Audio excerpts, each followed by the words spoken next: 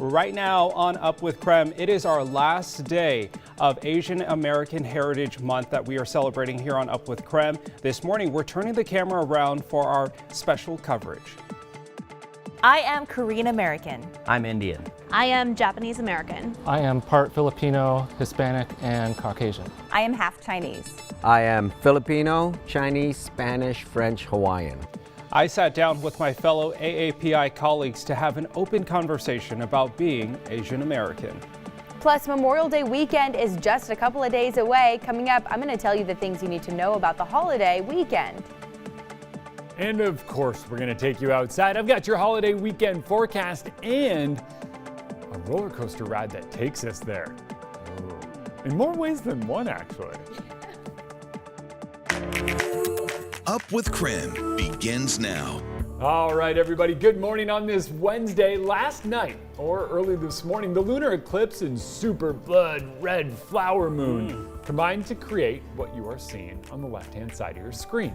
On the right, you can see the schedule for the eclipse. Well, it's already done and gone, and the moon is done set for us here in the inland Northwest. Done set, Tim. I'm tapping into some southerner that lives somewhere deep inside me, so I don't know. He says fixin' to occasionally too. And I say y'all now. Well, because Tim used to work in Tennessee. My boots. He's wearing his cowboy boots, which goes with my dress. I've been looking at your boots and I'm like, I think I need this outfit in my life right now.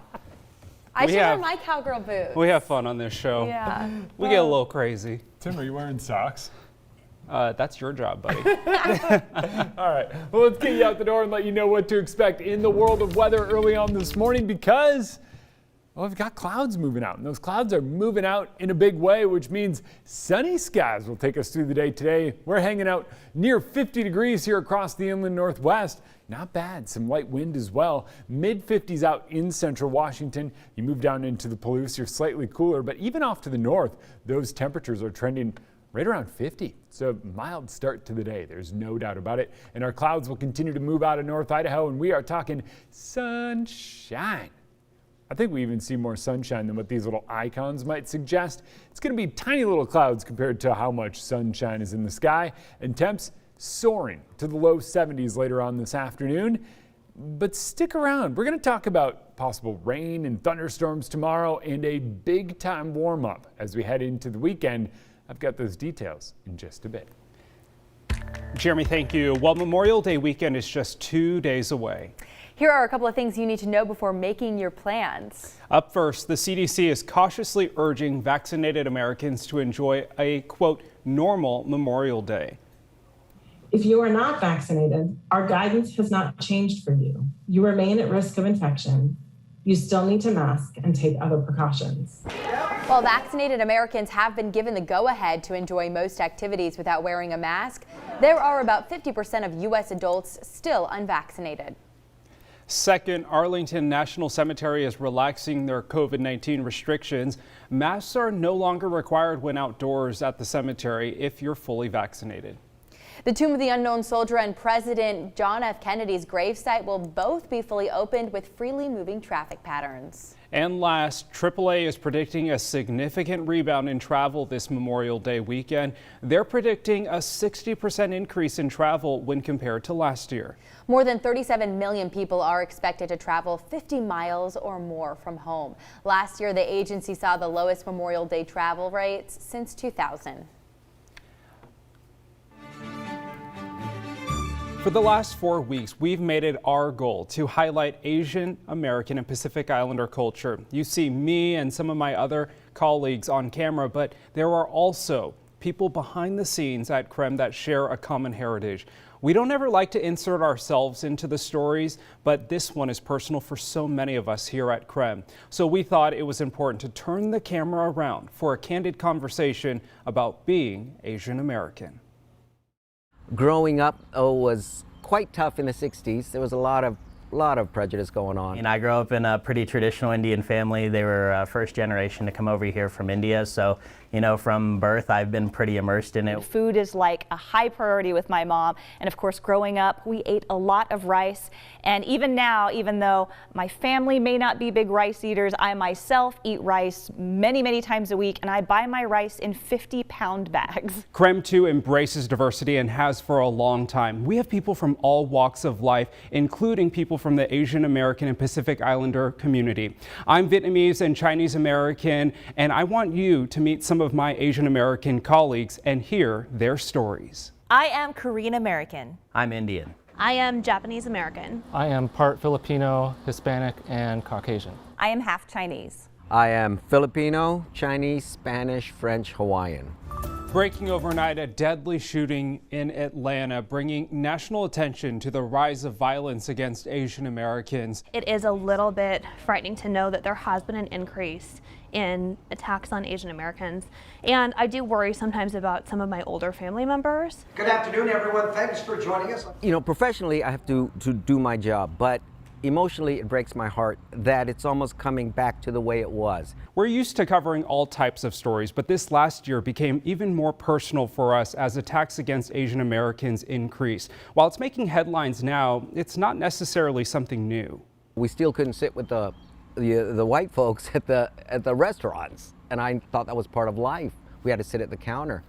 And then I realized that, wow, this is real. My mother dealt with a lot of discrimination when she came to this country in the 1970s. Her English wasn't that great, and so she was looked down upon. I always got the question, what are you? Because I suppose I look a little bit racially ambiguous. That's the term I like to use. What's wrong with your nose? Why is your nose flat?